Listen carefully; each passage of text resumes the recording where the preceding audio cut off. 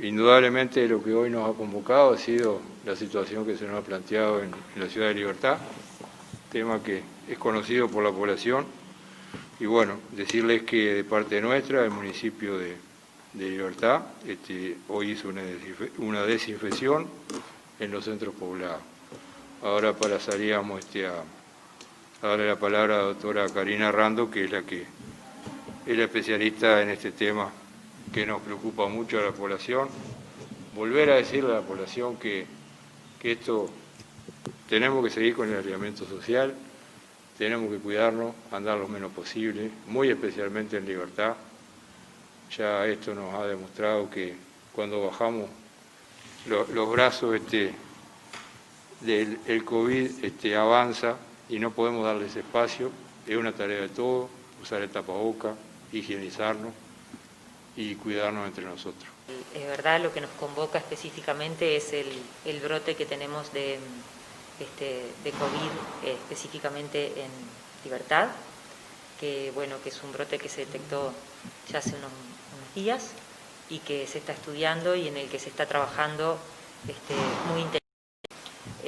Algunas conclusiones o algunos mensajes para llevarse a casa que tenemos de ese brote, que es lo que principalmente quisiera transmitirles, es que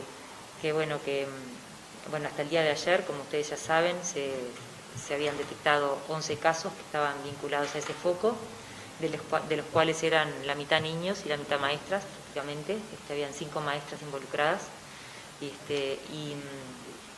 necesitaríamos entonces que la población entienda que los adultos son los que realmente se tienen que cuidar. Hay una situación que es la situación de la enfermedad en sí, que por supuesto ni más ni menos que determina esto, pero hay otra situación que sí es controlable, que es la situación de las actitudes y lo que hacen los adultos. En este brote particularmente, y no tan particularmente, porque no es en el único que ha sucedido esto, últimamente hemos tenido diferentes brotes o diferentes casos en los cuales se han dado situaciones similares. Hemos detectado, no específicamente mi persona, sino la gente de epidemiología que ha trabajado con la Dirección Departamental de Salud, con la gente que trabaja con el doctor Antonio Atilio y con la epidemióloga que trabaja con nosotros en la Dirección General de Salud, que da apoyo a cada uno de los departamentos que lo necesitan. Se han detectado algunas actitudes que podrían haber de alguna manera o prevenido o por lo menos disminuido la extensión de este brote. Y eso es lo que yo quiero recalcar, pero no como algo punitivo, sino para llevarse ese mensaje de aprendizaje a casa. Porque hasta que no nos pasa, nos parece siempre que le va a pasar al otro. Y nos parece que hasta a veces yo he notado que da vergüenza usar el tapaboca cuando uno está entre amigos, porque parece que te estás protegiendo de tu amigo y eso parece como que fuera algo que todavía no lo tenemos socialmente muy aceptado, ¿no? Entonces estamos entre gente que nos conocemos y nos sacamos el barbijo como una demostración de cercanía o de afecto. Eso es totalmente lo contrario. Hemos detectado en este brote que han habido reuniones familiares con un número de personas mayor al recomendado por el Ministerio de Salud Pública. Ha habido reuniones en la escuela entre maestros y padres en los cuales no se ha usado de manera correcta y de manera obligatoria el barbijo.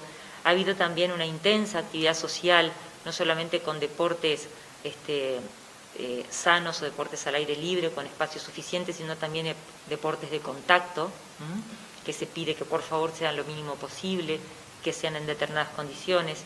Se han hecho actividades en entornos cerrados, como reuniones sin mascarillas. En los comedores también se han hecho reuniones, almuerzos sin mascarilla. Y otra cosa que también no es la primera vez, pero que realmente le pedimos una y otra vez, fiestas de cumpleaños sin mascarillas y con una cantidad de personas. Los cumpleaños los vamos a tener que dejar para celebrar un poco más adelante. Yo sé que es muy difícil decir esto con los niños, pero son actividades que si se hubiesen de haberse cumplido, probablemente tendríamos una situación un poco menos preocupante. ¿Nos preocupa? Sí, de alguna manera preocupa. ¿Por qué? Porque es un brote en el cual hay implicado niños y eso es de una alta sensibilidad social. Recordemos igual que los niños en sí, la gran mayoría de los niños cursan esta enfermedad asintomática y salvo excepciones o salvo algunos casos que hay descritos en los cuales puede haber alguna complicación grave, la mayoría de ellos no es como los adultos, tienen una evolución muy favorable.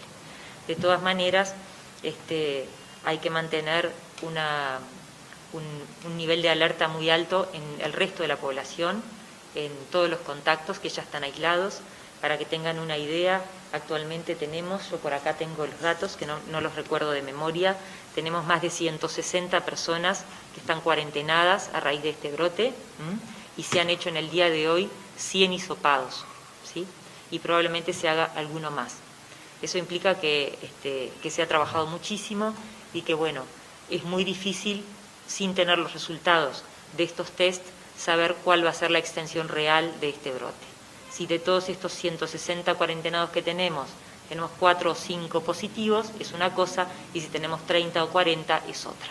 O sea que en definitiva estamos en pleno estudio del brote, estamos en plena actividad y necesitamos la total colaboración de la población.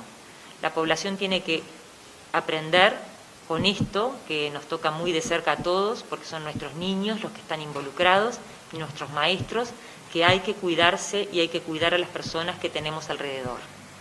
Estos niños tienen abuelos, si nosotros ahora, esos niños que ahora no van a la clase, porque están suspendidas las clases en ese jardín de infantes, entonces si no van a la clase, ¿a dónde van? Los cuidan los padres y dejan de trabajar, o los cuidan los abuelos, poniendo en riesgo a sus abuelos, que son pacientes, personas con factores de riesgo. Entonces hay que tener muy claro eso y para que no se repita. Decir espontáneamente, porque sé que me lo van a preguntar, porque ya me lo han preguntado al inicio, es si se cerraban el resto de las clases, las escuelas, los jardines preescolares, la escuela primaria, la escuela secundaria, inclusive UTU, en la ciudad, en Libertad o inclusive en San José.